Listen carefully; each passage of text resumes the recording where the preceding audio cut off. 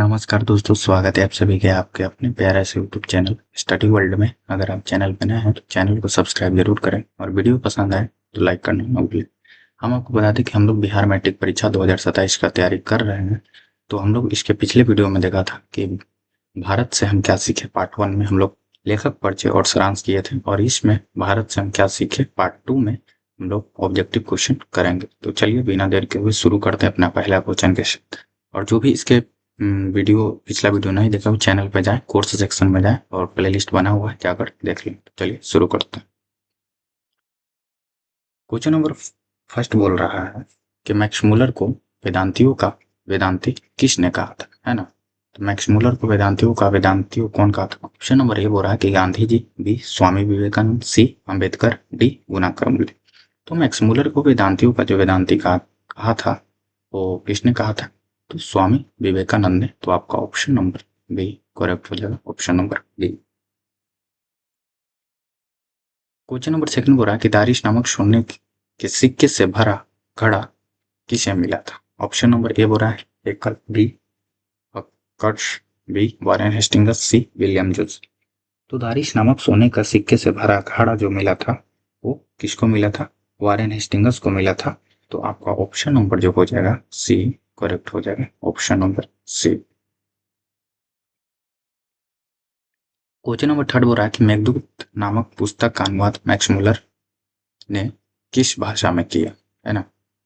मेघदूत नामक पुस्तक का अनुवाद मैक्स मुलर ने किस भाषा में किया। ऑप्शन नंबर ए ग्रीक भाषा में, बी लैटिन भाषा में, सी हिंदी भाषा में, डी जर्मनी भाषा में। तो मेघदूत नामक पुस्तक का जो अनुवाद मैक्स मुलर ने किया था, मैक्स मुलर ने कालिदास की प्रसिद्ध रचना मेघदूत का अनुवाद जर्मन भाषा में किया था। किसमें किया था, जर्मन भाषा में। तो आपका ऑप्शन नंबर जो हो जाएगा डी करेक्ट हो जाएगा, option number D. Question number 4 बोल रहा है कि संस्कृत भाषा और यूरोपियन भाषा का तुलनात्मक व्याख्यान किसने दिया। Option number A Max Muller, B Gunakar Muley, C Nalini Vilochan Sharma, D Amarkant. तो फ्रेडरिक मैक्समुलर ने संस्कृत और यूरोपियन भाषाओं के बीच में तुलनात्मक व्याख्यान दिया, जिसमें उन्होंने भारत की महानतम संस्कृति और भाषा के बारे में बताया है। तो आपका ऑप्शन नंबर जो हो जाएगा ए करेक्ट हो जाएगा, ऑप्शन नंबर ए। क्वेश्चन नंबर 5 बोल रहा है कि कंठ और केन उपनिषद का अनुवाद मैक्समुलर ने किस भाषा में किया। ऑप्शन नंबर ए ग्रीक भाषा, बी जर्मन भाषा, सी हिंदी में, सी और डी आपका लैटिन में। तो मैक्समुलर ने कठ और केन उपनिषद सहित कई प्राचीन संस्कृत साहित्य का अनुवाद जो किए थे वो लैटिन भाषा में किए थे। किस भाषा में किए थे, कठ और केन उपनिषद का अनुवाद मैक्समुलर ने लैटिन भाषा में किए थे। तो आपका ऑप्शन नंबर जो हो जाएगा वो आपका डी करेक्ट हो जाएगा, option number D. Question number 6 बोल रहा है कि लिप्जिंग विश्वविद्यालय में मैक्समुलर ने किस भाषा का अध्ययन किया, है ना। तो लिप्जिंग विश्वविद्यालय में संस्कृत भाषा का अध्ययन किया, जिससे उन्हें वैदिक साहित्य और भारतीय दर्शन की गहरी रुचि थी। तो आपका ऑप्शन नंबर जो हो जाएगा ए करेक्ट हो, सॉरी सी करेक्ट हो जाएगा, ऑप्शन नंबर सी संस्कृत भाषा। क्वेश्चन नंबर 7 बोल रहा है कि मैक्समुलर की मृत्यु कब हुई थी, है ना। तो मैक्समुलर की मृत्यु जो हुई थी, ऑप्शन नंबर ए बोल रहा है 16 अक्टूबर 1901, बी 20 अक्टूबर 1901, सी 24 अक्टूबर 1900, डी 28 अक्टूबर 1900। तो मैक्समुलर की मृत्यु जो हुई थी वो कब हुआ था, 28 अक्टूबर 1900 को। तो आपका ऑप्शन नंबर जो हो जाएगा डी करेक्ट हो जाएगा, ऑप्शन नंबर डी। और अगर इनका जन्म पूछे तो इनका जन्म कब हुआ था, 6 दिसंबर 1823 को। क्वेश्चन नंबर 8 बोल रहा है कि पारसियों के धर्म क्या नाम है। ऑप्शन नंबर ए बौद्ध धर्म, सी बी जैन धर्म, सी वैदिक धर्म, डी जरथुस्त्र, है ना। तो पारसियों का धर्म का जो नाम था वो क्या था, तो वह जरथुस्त्र था। तो आपका ऑप्शन नंबर डी करेक्ट हो जाएगा, option number D. Question number 9 बोल रहा है कि जनरल किंगडम का संबंध किससे था। ऑप्शन नंबर ए वनस्पति विज्ञान से, बी भूविज्ञान से, सी पूर्वांचल से, डी मनोवैज्ञानिक से। तो जनरल किंगडम का जो संबंध था वो किससे था, पूर्वांतों से, तो आपका ऑप्शन नंबर जो हो जाएगा सी करेक्ट हो जाएगा, option number C. Question number 10 बोल रहा है कि 172 तारीख नामक सोने का सिक्का का घड़ा कहाँ मिला था, है ना। तो 172 तारीख नामक सोने के सिक्के का घड़ा जो मिला था वो वाराणसी में मिला था। कहाँ मिला था? वाराणसी में। तो आपका ऑप्शन नंबर जो हो जाएगा सी करेक्ट हो जाएगा, option number C. Question number 11 बोल रहा है कि महारानी विक्टोरिया ने नाइट की उपाधि प्रदान की। ऑप्शन नंबर ए मैक्स मुलर को, बी अमरकांत को, सी बीडी महाराज को, डी अशोक वाजपेयी। तो महारानी विक्टोरिया ने जो नाइट की उपाधि दी थी वो किसको दिया था? तो मैक्स मुलर को दिए थे। तो आपका ऑप्शन नंबर जो हो जाएगा ए करेक्ट हो जाएगा, ऑप्शन नंबर ए। क्वेश्चन नंबर 12 बोल रहा है कि नालंदा विश्वविद्यालय कहाँ पर स्थित है। ऑप्शन नंबर ए बिहार में, बी उत्तर प्रदेश में, सी मध्य प्रदेश में, डी गुजरात में। तो नालंदा विश्वविद्यालय जो है ये कहाँ स्थित है? बिहार में। तो आपका ऑप्शन नंबर जो हो जाएगा ए करेक्ट हो जाएगा, ऑप्शन नंबर ए। क्वेश्चन नंबर 13 बोल रहा है कि निर्कोश विद्या का संबंध किससे है। ऑप्शन नंबर ए वनस्पति विज्ञान से, बी प्राणी विज्ञान से, सी मानव विज्ञान से, डी अंतरिक्ष विज्ञान से। तो निर्वंश विद्या का जो संबंध है यह एक वैचारिक और उम्र समस्या है जिसके लिए प्रत्यक्ष ज्ञान की आवश्यकता होती है। तो ये जो है वो किससे संबंध है? मानव विज्ञान से। तो आपका ऑप्शन नंबर सी करेक्ट हो जाएगा, option number C. Question number 14 बोला कि दारिश क्या है। ऑप्शन नंबर ए चांदी का प्राचीन कालीन सिक्का, बी सोने की प्राचीन कालीन सिक्का, सी एक देवता, डी एक धार्मिक ग्रंथ। तो दारिश जो था वो क्या था? एक सोने की प्राचीन कालीन सिक्का था। तो आपका ऑप्शन नंबर जो हो जाएगा वो बी करेक्ट हो जाएगा, option number B. Question number 50 बोल रहा है कि मैक्समुलर का जन्म कब हुआ था। ये क्वेश्चन हम आपको आगे भी बताएं कि मैक्समुलर का जन्म अगर पूछे तो 6 दिसंबर 1823 को हुआ था। तो आपका ऑप्शन नंबर जो हो जाएगा वो डी करेक्ट हो जाएगा, option number D. Question number 16 बोला कि प्लूटो का संबंध किस देश से? Option number A Italy, B Spain, C Bharat, D यहाँ यूनान होगा, यूनान। तो प्लूटो का जो संबंध था वो किस देश से था? तो प्लूटो का जो संबंध था वो आपका यूनान देश से था। तो आपका ऑप्शन नंबर जो हो जाएगा डी करेक्ट हो जाएगा, option number D. Question number 17 हो रहा है कि भारत से हम क्या सीखे कि रचनाकार कौन है ना। भारत से हम क्या सीखे, इसके जो रचनाकार है वो मैक्स मुलर जी हैं। तो आपका ऑप्शन नंबर जो हो जाएगा बी करेक्ट हो जाएगा, option number B. Question number 18 बोला कि शाहनामा का रचनाकाल है। ऑप्शन नंबर ए 7वीं 8वीं सदी, बी 10वीं 11वीं सदी, सी चौथी 5वीं सदी और ऑप्शन नंबर डी 5वीं 6वीं सदी। तो शाहनामा का जो रचनाकाल है वो आपका 10वीं 11वीं सदी में है। तो आपका ऑप्शन नंबर बी करेक्ट हो जाएगा।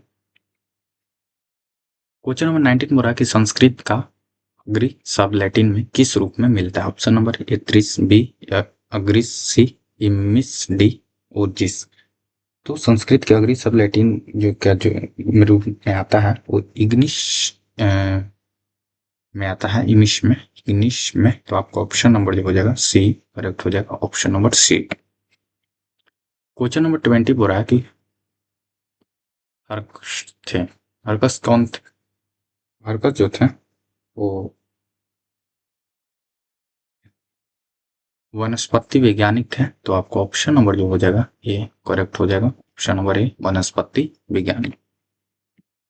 क्वेश्चन नंबर 21 बोल रहा है कि सर विलियम जोन ने भारत की यात्रा कब की? सर विलियम जोन ने भारत की यात्रा कब की थी? ऑप्शन नंबर ए बोल रहा है 1957 में, बी 1750 में, सी 1790 में, डी 1783 में। तो सर विलियम जोन ने भारत की यात्रा जो की थे 1783 ईस्वी में। तो आपका ऑप्शन नंबर जो हो जाएगा डी करेक्ट हो जाएगा, option number D. Question number 22 बोल रहा है कि मुंडा किस देश की जाति है ना। तो मुंडा जो है किस देश की जाति है? ऑप्शन नंबर ए मंगोल, बी चीन, सी मुल्तान, डी भारत। तो जो मुंडा है वो आपका किस देश की जाति है? तो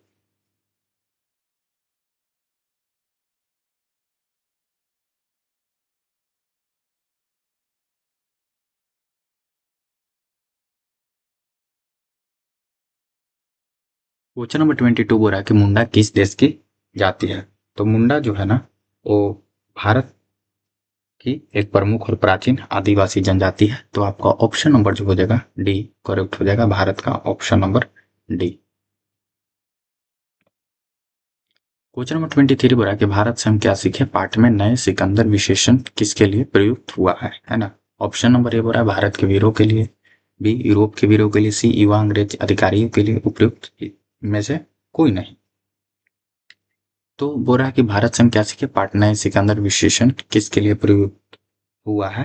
तो भारत से हम क्या सीखे पाठ में नए सिकंदर का जो विशेषण का प्रयोग हुआ है वो युवा अंग्रेज अधिकारियों के लिए। तो आपका ऑप्शन नंबर जो हो जाएगा सी करेक्ट हो जाएगा, option number C. Question number 24 बोल रहा है कि भारत कहाँ बसता है ना। ऑप्शन नंबर ए दिल्ली के पास, बी मुंबई में, सी शहरों में, डी गाँव में। तो भारत जो है वो गाँव में बसता है। तो आपका ऑप्शन नंबर डी करेक्ट हो जाएगा, option number D. Question number 25 हो रहा है कि मैक्स मुलर का जन्म कहाँ हुआ था। Option number A Ratna Park Nepal, B Dessau Germany में, बी वाशिंगटन अमेरिका में, सी दिल्ली भारत में। तो मैक्स मुलर का जो जन्म हुआ था वो डेशाउ जर्मनी में हुआ था। तो आपका ऑप्शन नंबर बी करेक्ट हो जाएगा। क्वेश्चन नंबर 26 हो रहा है कि वारेन हेस्टिंग्स था। ऑप्शन नंबर ए भारत का गवर्नर जनरल, बी फारस का राजा, सी महान दार्शनिक, सी प्रसिद्ध समाज सुधारक। तो वारेन हेस्टिंग्स जो था वो भारत का पहला गवर्नर जनरल था। तो आपका ऑप्शन नंबर जो हो जाएगा वो आपका ए करेक्ट हो जाएगा, ऑप्शन नंबर ए। क्वेश्चन नंबर 27 बोला कि मैक्स मुलर के पिता का नाम क्या था। Option number A William Muller, B Hastings Muller, C Johnson Muller, D Peter Muller. तो मैक्स मुलर के पिता का जो नाम था क्या था, विलियम मुलर। तो आपका ऑप्शन नंबर जो हो जाएगा आपका ए करेक्ट हो जाएगा, ऑप्शन नंबर ए। क्वेश्चन नंबर 28 बोला है कि प्रल मानव का अर्थ है। प्रल मानव का जो अर्थ है वो प्राचीन मानव है। तो आपका ऑप्शन नंबर सी करेक्ट हो जाएगा, option number C. Question number 29 बोल रहा है कि किसे वाराणसी के पास सोने के सिक्के से भरा एक घड़ा मिला था। किसे वाराणसी के पास सोने के सिक्के से भरा घड़ा मिला था। Option number A Warren Hastings, B William Muller, C Friedrich Max Muller, D इनमें से कोई नहीं। तो वारेन हेस्टिंग्स को वाराणसी के पास सोने के सिक्के से भरा घड़ा मिला था। तो आपका ऑप्शन नंबर जो हो जाएगा ए करेक्ट हो जाएगा, ऑप्शन नंबर ए। क्वेश्चन नंबर 30 बोल रहा है कि किसके अध्ययन क्षेत्र में भारत के कारण नवजीवन का संचार हो चुका था। किसके अध्ययन क्षेत्र में भारत के कारण नवजीवन का संचार हो चुका था। तो ऑप्शन नंबर ए बोल रहा है विधि शास्त्र, बी नीति कथा, सी भाषा विज्ञान, डी देवत्व विज्ञान। तो नीति कथा अध्ययन क्षेत्र में भारत के कारण नवजीवन का संचार हो चुका था। तो आपका ऑप्शन नंबर बी करेक्ट हो जाएगा, नीति कथा। तो चलिए धन्यवाद आपका। भारत से हम क्या सीखे इसका ऑब्जेक्टिव क्वेश्चन हम लोगों ने कर लिया। तो वीडियो अच्छा लगा तो वीडियो को लाइक जरूर कीजिए और चैनल को सब्सक्राइब कीजिए। फिर मिलते हैं नेक्स्ट पार्ट में, पार्ट 3 में सब्जेक्टिव क्वेश्चन के साथ। तब तक के लिए धन्यवाद।